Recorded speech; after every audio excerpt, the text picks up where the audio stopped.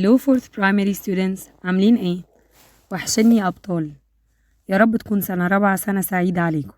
يلا بينا نكمل Unit 1 Living Systems Concept 101 Adaptation and Survival Lesson 3 Part 2.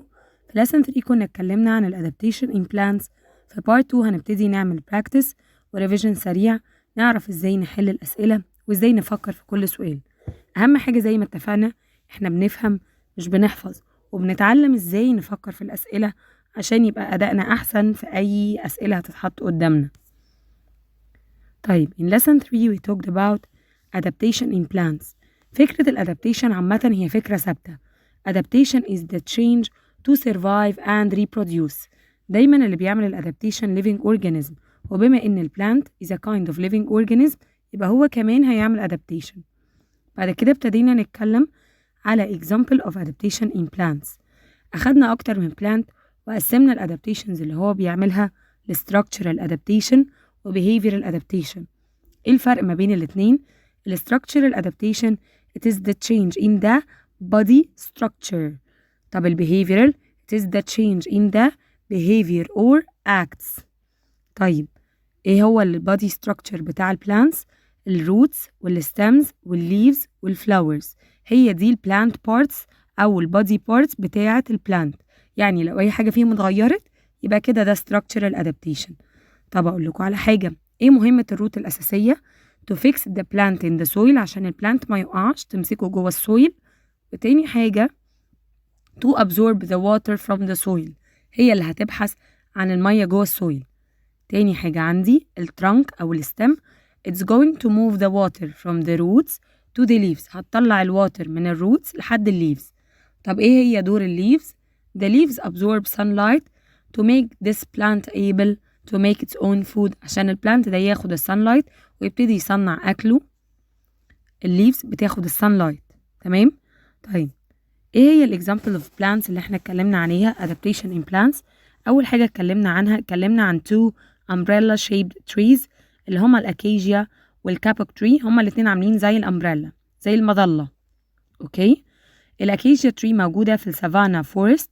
سافانا فورست أهم ميزة فيها أو أكتر حاجة significant وواضحة فيها إن هي ما فيهاش مية، lack of water. This means they are always in drought، دايما بيبقى فيه جفاف. فهنلاقي إن كل الادابتيشن related للموضوع ده إن هو محتاج مية كتير، فيا إما هيخزن مية يا إما هيسيرش فور واتر، يا إما مش عايزين animals تانية تاكلها لأن مفيش long trees كتير في السافانا trees. طيب أول حاجة في structural adaptation هنلاقي إن عندها very long roots. very long roots search for water under the soil. تاني حاجة عندها very long trunk to store water، فلعبتي كلها في موضوع المية. تالت حاجة عندها tiny leaves grow on the top to search for sunlight، أي leaf to search for sunlight and those leaves have sharp spines. ويا ترى ليه leaves هيبقى عندها sharp spines؟ to protect animals from eating it، عشان مفيش حيوان يجي ياكلها. behavioral adaptation إن الأكيجيا tree defend itself by producing a poison، هتطلع poison. إيه اللي بيحصل لو انتوا فاكرين؟ قلنا إن مفيش شجر كتير في السافانا فورست، شجر طويل يعني، فعشان نحافظ عليه هنعمل إيه؟ الأكيجيا tree ذكي جدا، أول ما بيجي animal ياكله and most probably اللي هياكله هو الجيراف لأن the tree is really tall so it needs a tall animal like the giraffe to eat it. When it starts eating the leaves produce poison، هتطلع سم. It makes the leaves taste really bad، فالجيراف هتوقف أكل. طب الشجرة هتسيب بقية الفاميلي بتاعتها، الشجرة اللي حوالينها يتاكل؟ لا، it's going to send smelly message in the air to warn the other trees that there is an animal that wants to eat them so they start producing poison really fast. هتطلع سم، هتطلع ريحة في الهواء، ريحة واضحة في الهواء في الويند، عشان الويند ياخدها ويشيلها يوديها للشجر اللي حواليها عشان يحذرهم خلي بالكوا في انيمال جاي ياكلكوا. فيعملوا ايه؟ يطلعوا هما كمان بويزن عشان طعمهم يبقى وحش بالنسبة للحيوانات. واحنا قلنا ان معظم الحيوانات اللي بنتكلم عنها هنا هي الجيراف لان هي الوحيدة اللي طويلة. نيجي للكابوك تري. الكابوك تري بتعيش في امازون رين فورست، والامازون رين فورست مليانة مطرة طول السنة، فعندها سوجي سويل. يعني ايه سوجي سويل؟ يعني عاملة زي المادة، عاملة زي الطينة سايبة كده. كل الادابتيشنز اللي هتبقى عندي ملهاش علاقه بان I'm searching for water اكتر ما هيبقى ليها علاقه ان انا بحاول اثبت الشجره. طيب نمبر 1 عندها large wide buttress roots. large wide buttress roots. ما تنسوش ان الروتس بتاعت الاكيجي اسمها تاب روت، لكن الروتس بتاعت الكابوك تري اسمها buttress root like butter buttress root. اوكي. الباترس روتس دي بتبتدي من قبل السويل عشان تساعد ان البلانت يثبت في الارض، وهي وايد لكن نوت ديب، يعني منتشرة على سطح الارض لكن مش عميقة، لان اصلا في مية كتير جدا فهي مش محتاجة تنزل ديب to search for water. الليفز بتاعتها hand shaped leaves with narrow parts، لان هي بيبقى فيه wind في الامازون rain forest so it allow the wind to pass easily without tearing without cutting the leaves. طيب الكابوك تري كمان عندها behavioral adaptation. behavioral adaptation of it is that it also sends smelly message. يا ترى عشان تحذر الشجر اللي جنبها؟ لا خالص. to attract bats، عشان تقول للباتس come come I'm a yummy meal come and eat me. فكرة كلها انك لازم تبقى فاهم الفرق في الكابوك تري. الكابوك تري عايشة في رين فورست، يعني مليانة شجر، فاحنا مش خايفين على الشجرة لان في ملايين غيرها. اوكي، فعشان كده هي بتأتراكت الباتس. وعلى فكرة الباتس بتساعدها في البولينيشن، يعني بتساعدها انها to produce new baby trees. وكمان الويند بياخد الفلافي سيدز بتاعت الكابوك تري ويوزعها على السويل في الرين فورست، فبيطلع أشجار تانية من الكابوك تري. ودايما الكابوك تري بتبقى أطول من كل الأشجار اللي في الفورست. بعدين اتكلمنا سريعا بقى عن كذا نوع بلانت وعرفنا الادابتيشن بتاعته ايه وليه. المانجروف تري، مانجا وروف. mangrove tree it lives in salty water، بتعيش في المية المالحة. مشكلة المية المالحة الويفز، يبقى it has long and strong roots to resist the waves عشان ما تقعش. الواتر ليلي بتعيش في الويت لاند، فالويت لاند مليانة مية لكن مشكلتها مفيش sunlight كتير، فعندها wide leaves. wide leaves يعني leaves عريضة جدا that float on water surface، بتبقى موجودة على الواتر surface من فوق to absorb big amounts of sunlight. ودايما بنشوف الفروجز في الكرتونز بتقف على الواتر ليلي ليفز. بعد كده اتكلمنا على البالم تري والبربري فيج. الاتنين they both live in desert، ومشكلة الديزرت دايما بتبقى flack in water. والبالم تري كمان بتواجه مشكلة تانية لأن هي طويلة بيبقى فيه wind. 2 protect itself from the wind to be stiff and upright، ما تقعش وما تتكسرش. It has small leaves to allow the wind to pass gently and it has thick roots تثبتها في الأرض. خلي بالكوا الصحراء مش معنى إن ما فيهاش مية إن ما فيهاش wind، بالعكس ده it's really windy at night. تمام، يبقى small leaves و thick roots to resist the strong wind. البربري فيج it's yummy، ده التين الشوكي اللي احنا بنحب ناكله. It has sharp spines. ليه يا ترى؟ احنا اتفقنا إن أي spines to protect animals from eating it أو to prevent animals from eating it. pine tree. الباين تري اللي هي شجرة الكريسماس. الباين تري بتعيش في السنو. مشكلة السنو إن هو تقيل وبيتجمع فوق الشجرة فممكن يكسر الشجرة. فأول حاجة شكلها عامل زي السلايد، عامل زي الزحليقة، عندها triangular shape. تاني حاجة عندها short branches، البرانشز قصيرة عشان السنو ما يقدرش يكسرها. وتالت حاجة needle leaves عشان السنو ما يقدرش يقف عليها، وكمان to decrease water loss. الفكرة كلها في الباين تري مشكلتها الأساسية في السنو، يبقى to allow snow slide easily. طيب look at the photo then choose. This is question number 1. These plants grow and survive in. أنا مش شرط أبقى دارس الأنيمال عشان أعرف أحل عليه. أنا خلاص درست animals، هcompare and contrast، هقارن بالأنيمالز اللي أنا درستها وأفكر بنفس الطريقة. These plants grow and survive in. هبص على الصورة، أنا شايف سنو؟ لا. أنا شايف desert؟ ممكن. أنا شايف rain forest؟ لا، لأن الرين فورست معناها إن الصورة عبارة عن حاجات خضرة بس، كمية زرع مهولة لأن مليان مطرة. يبقى these plants grow and survive in desert. The roots of these plants are A to absorb water. The roots of these plants are A to absorb water. احنا هنا عايشين في الديزرت، يبقى there is no enough water، يبقى the roots must be long. طيب زيها زي البالم تري ما تنسوش. The leaves of these plants have sharp spines too. احنا متفقين ان sharp spines بتعمل ايه؟ To prevent animals from eating them. The shape of fruits and leaves is considered which adaptation? Structural, behavioral, structural and behavioral. احنا متفقين اتفاق إن أي adaptation related للplant parts أو الanimal body parts يبقى it's structural adaptation، والروت والليف دي body part بالنسبة للبلانت. طب ناخد سؤال تاني بنفس الشكل بالظبط. عندنا صورة تانية بيقولي these plants grow and survive in، من الصورة هي كلها خضرة يبقى it's rainforest. The roots of these plants are a to find water. نفكر الرين-فورست مليانة مية، يبقى هل هي محتاجة تبقى deep؟ لا، محتاجة تبقى near the soil surface. طيب تالت حاجة the leaves of these plants are big too. absorb big amounts of sunlight، absorb big amounts of water، resist strong waves. نفتكر ان ميس دعاء في الاول خالص قالت ان مهمة leaves to absorb sunlight، يبقى اختياري هو A. The shape of roots and leaves is considered which adaptation؟ structural، behavioral. structural and behavioral. طبعا الroots body part يبقى structural adaptation. Question number 2 match the Kapok tree table. هنا عندي tree table مجمع معظم المعلومات اللي على Kapok tree and we are going to match. بنقرا بيه دايما زي ما اتفقنا. Carry the fluffy seeds across the forest. To stay upright in the soggy soil. To allow wind move gently through the leaves. طيب أول حاجة عندي hand shape leaves. الهاند shape leaves to allow wind pass أو move gently through the leaves. leaves و leaves أهي. to wind. الwind يا ترى هيعمل إيه؟ to stay upright ولا carry the fluffy seeds؟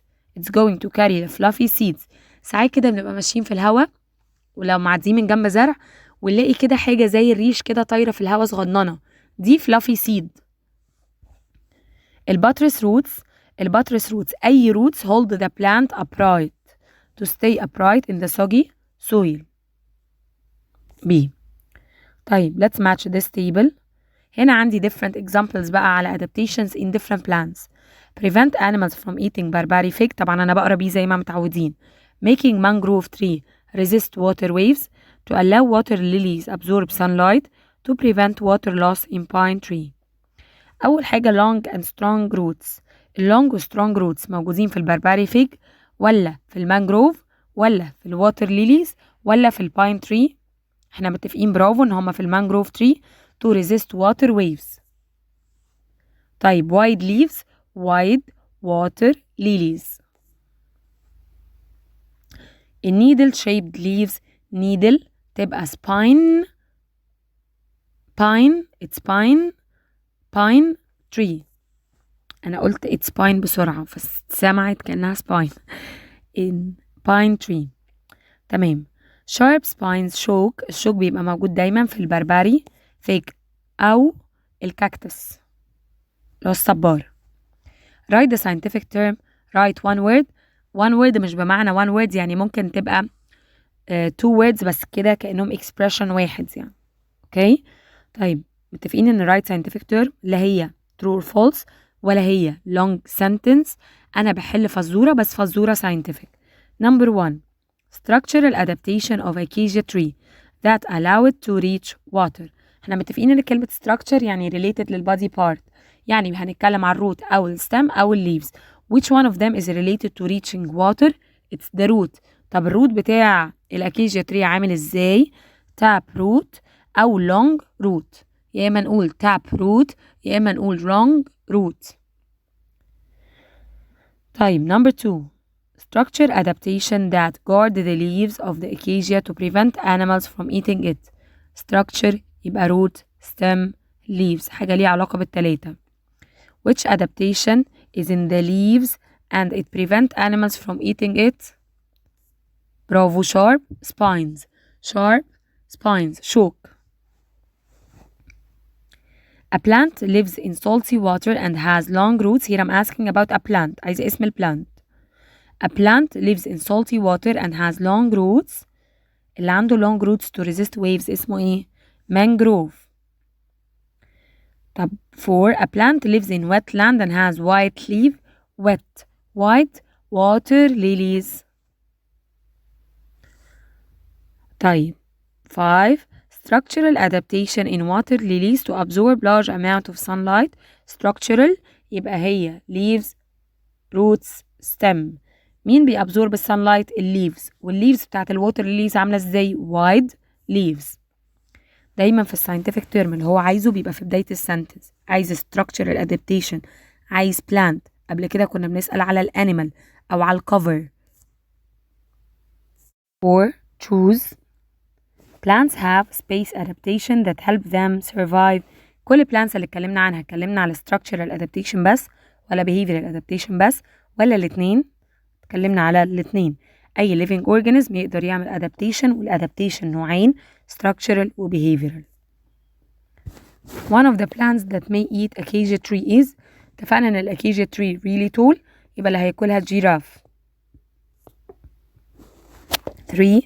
All the following properties protect acacia leaves from being eaten except. كلمة except يبقى أنا هدور على حاجة مش موجودة في الأكيجيا tree. They are high enough. لا دي موجودة. Having sharp spines برضو موجودة.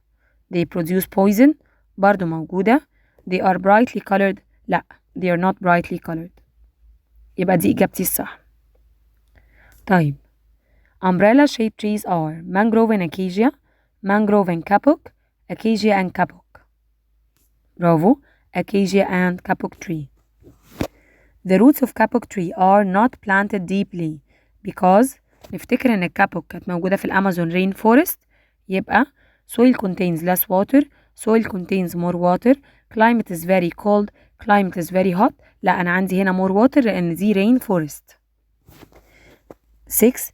The acacia tree warned the other nearby acacia trees from animals by sending.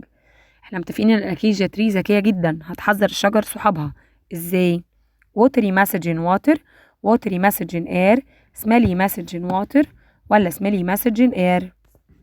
أيوة smelly message in air، هتطلع ريحة في الهواء والويند هينقلها.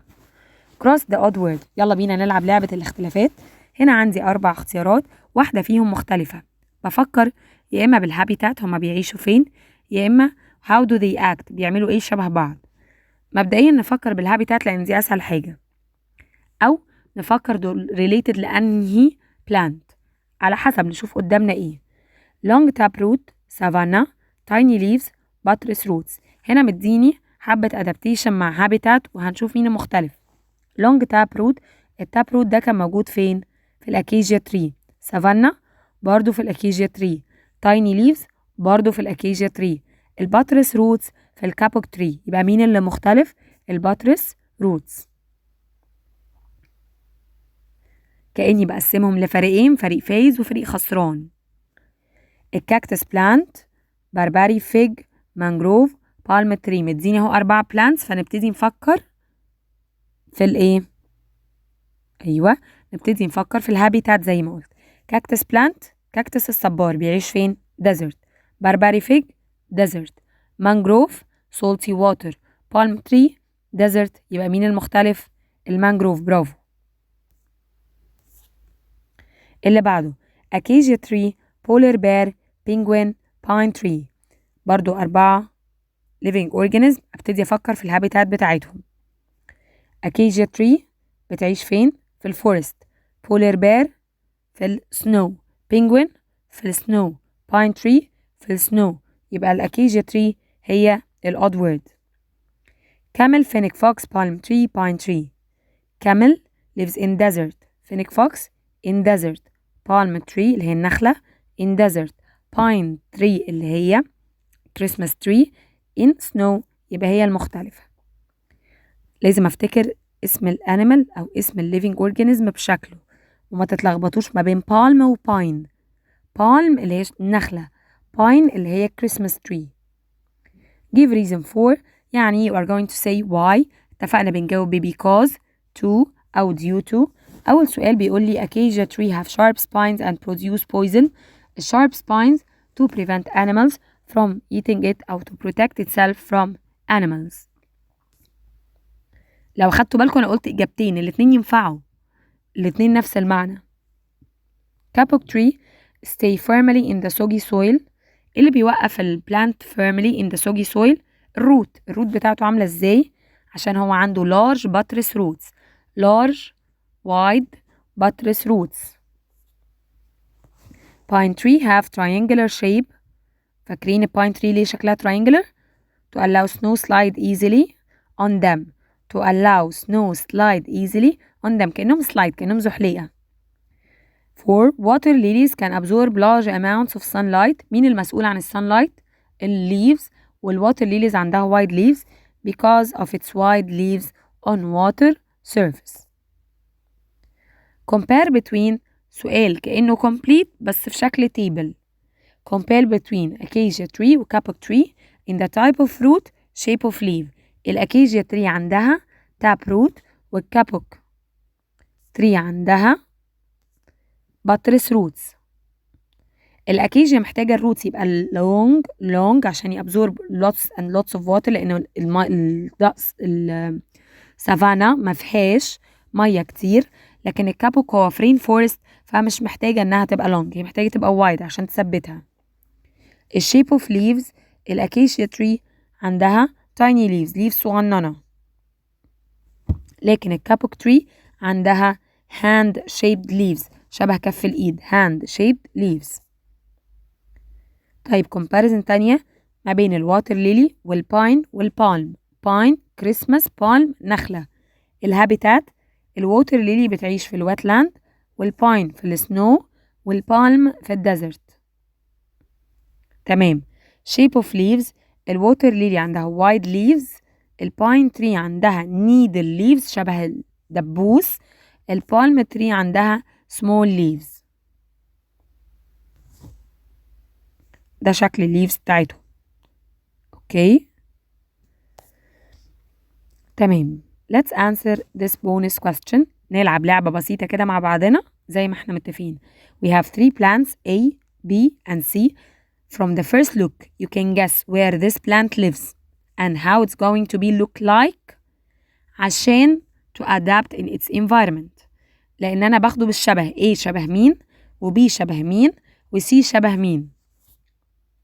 نبتدي على ايه؟ السؤال بتاعنا بيقول plant A grows in snow so it needs all of the following except. السؤال اللي احنا بنحله بونس questions دي دايما بتبقى من منهج البريتش والامريكان، بنطبق المعلومات اللي خدناها بطريقة بقى حديثة عشان نشوف شكل أسئلة جديد خالص.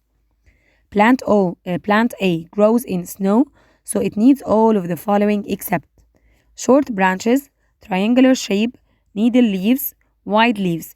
ايه موجود في السنو؟ يبقى زيه زي الباين تري. الباين عندها شورت برانشز وعندها triangular shape وعندها needle leaves لكن ما عندهاش wide leaves، وهو هنا بيقول except فأنا هختار اللي ما عندهاش. طيب plant B grows in desert، ودي كانت واضحة جدا من الصورة. so it needs all of the following except desert ما فيهاش مية، يبقى زيه زي أي animal مش لاقي مية. it's going to do all of the following except store water هيحاول يخزن المية، wide leaves عنده ورق عريض، long roots، sharp spines. هو اللي مش هيبقى عنده wide leaves لأن هو هيحتاج يخزن المية، هيحتاج long roots to search for water، هيحتاج sharp spines to prevent animals from eating it. والsharp spines حتى واضحة جدا في الصورة. تمام. plant C grows in rainforest زيه زي الكابوك tree so it needs A to reach sunlight. محتاج small roots. خلي بالكوا هنا هو to reach A sunlight. الsunlight لعبتها كلها في ايه؟ في الليفز وانها تشوف السن. اوكي طيب small roots very tall trunk sharp spines very short trunk. اوبا انا ما لقيتش حاجه على الليفز خالص، بس الروتس اكيد ملهاش علاقه بالsunlight فلا، والشارب سباينز كمان ملهاش علاقة بالsunlight because it prevent animals from eating the plant. فاضلي very tall trunk و very short trunk. مين فيهم اللي ينفع؟ مين فيهم هيساعدني أوصل للsunlight؟ شايفين الزحمة؟ أنا محتاجة البلانت يبقى إيه؟ يبقى طويل جدا عشان يقدر يشوف الsunlight، يبقى very tall trunk to reach sunlight. وبالذكاء لو أنا قارنتها بالكابوك tree، الكابوك tree is really tall. أوكي؟ يبقى very tall trunk. كده احنا خلصنا مراجعة lesson 3 Adaptation in plants. أتمنى أنكم تكونوا فهمتوه واستفدتوا جدا منه. ما تنسوش تعملوا لي لايك وسبسكرايب، وأهم حاجة تفعلوا خاصية الجرس عشان يوصل لكم كل الدروس الجديدة.